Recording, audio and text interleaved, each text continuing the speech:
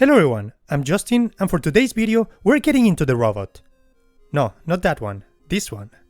Today, I want to talk about a story that I stumbled upon recently.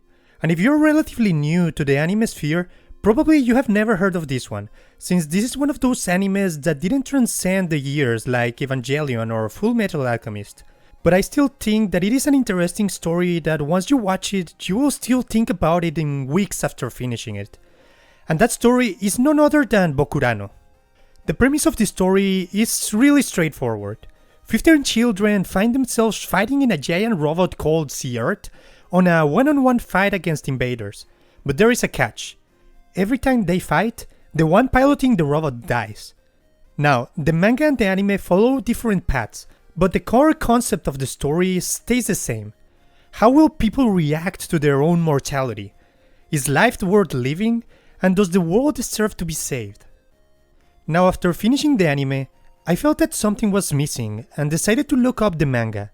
And after absorbing both iterations of the story, I wanted to give my personal thoughts on both of them.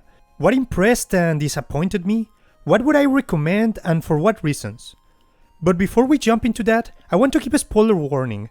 While I will try to stay away from too many spoilers, it is impossible to fairly compare both stories without mentioning important plot points, including the endings. And with that said, let's just jump right into it. Both stories have a similar start, showing the kids finding Kokopelli's lair and joining the game. But from the first few fights, you start to see small differences, especially in the design of the robots as well as their methods of fighting. On this side, I have to compliment the anime, as they properly use their tools to make fluid fighting scenes that are only possible in animes, and in general, I think the anime fighting sequences were way better. But what made the manga stand above the anime were the stories told during those fights. Making Chizu kill Kako directly was way more impactful than the indirect way shown in the anime, and combined with a stronger backstory, it made us really feel that she was ready to kill, which made her stopping in front of her sister hit harder, rather than the feeling given in the anime that maybe she just couldn't kill people. Or Kiria's decision to fight after wondering about the worth of everyone's lives and meeting with the other pilot.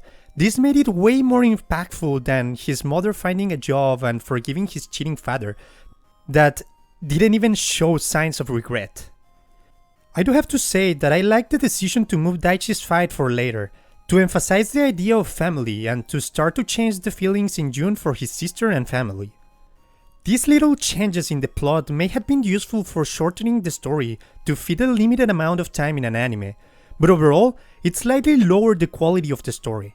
But after looking online, I found that these changes may have been intentional, as the director of the anime said that he disliked where the manga was going, so he was changing it with the permission of the author, which brings us to my next topic. The director decided to make changes early on. A first instance of this is Komoda's father, who in the manga is a navy officer, which in a way helps to protect them from the government, but overall has a less significant part in the story.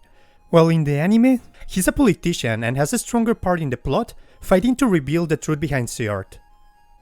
On the other hand, we have Kanji, whose mother worked in the construction of buildings. On the anime, they change her to be a scientist that investigates Sea Earth. There is just one single issue. Let's go back to episode 3. Yeah, they probably decided to make the change of the story later on, but leaving that little bit of information feels really annoying. Another problem is the inconsistencies in the rules. For a story to feel realistic and fully immerse you into this world, there needs to be rules to that world. For me, these rules felt really simple at the beginning. You have to voluntarily join the fight, a person is chosen randomly from the participants, and once a pilot dies, the battle is over. But in the anime, the guy looks at the rules and basically says, "My source is that I made it the fuck up." Now I can pick whoever I want. Oh yeah, you were not part of the fight? Well, too bad, I want to pick you. Not to say that the manga didn't have any issues either. The pilot dies? Don't worry guys, it's okay. It only counts if the other pilot kills you. You want to leave the robot? Sure, I guess, why not? We're only fighting to protect the world. It is clear to see that both stories took some liberties in order to make the story progress, even at the cost of consistency or cohesiveness. Now, as I mentioned, both stories follow a similar path. There has to be 15 fights. Every time a pilot fights, they die.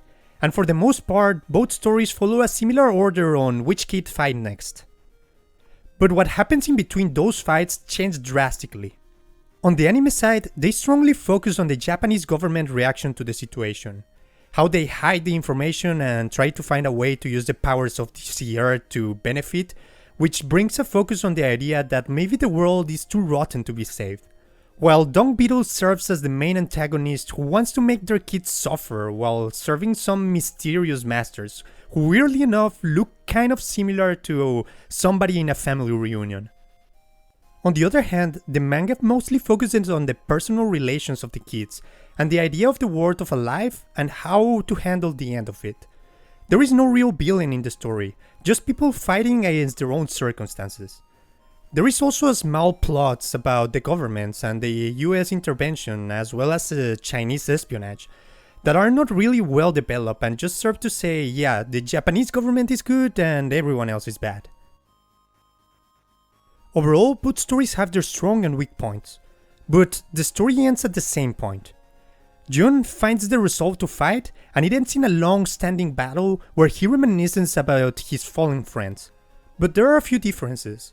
On the anime, he fights to protect his sister, and after the battle ends, the robot is destroyed and the cycle of destruction ends for good, with Dung Beetle destroyed. Even though the masters are still out there and there is no real mention of how they know that the battles are over, but okay, I guess.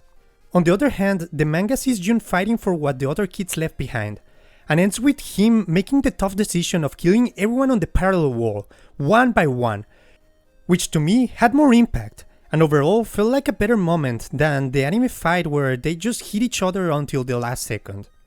At the end, Dung Beetle takes the place of the next guide and brings the robot to the next world, continuing the cycle of the universe. To me, the manga ending felt more consistent with the story, and gave a real closure that the anime didn't really have, but overall this is just my own personal preferences.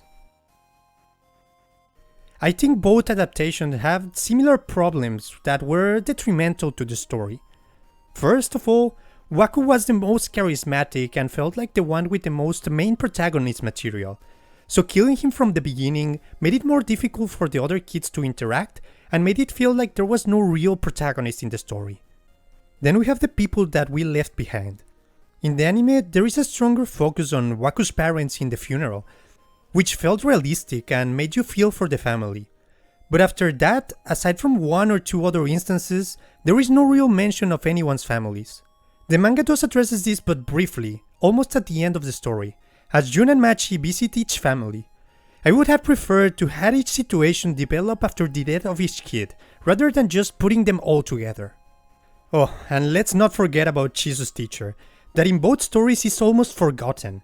He doesn't get a real punishment or anything, which just leaves a bad aftertaste after finishing this story. And finally, having Jun as the last kid. While it made sense in the perspective of the story, it felt difficult to root for him as he was a terrible brother throughout most of the story for no reason at all. Because if you look at the timeline, he barely even knew his second mother before Kana was born, so there was no real reason to hate her. And his change was so drastic to be believable. I would have rather had Waku as the final pilot, but I guess that's just my personal opinion. Overall, both stories have their good and bad points, which can make you love each of them separately. To me, the more conclusive story of the manga felt like a better way to end things, rather than the plot hole-filled story of the anime. And with that said, we come to the conclusion of this comparison. What did you guys thought of Bokurano? Do you prefer the manga or the anime? Let me know in the comments below. Until then, see you guys next time.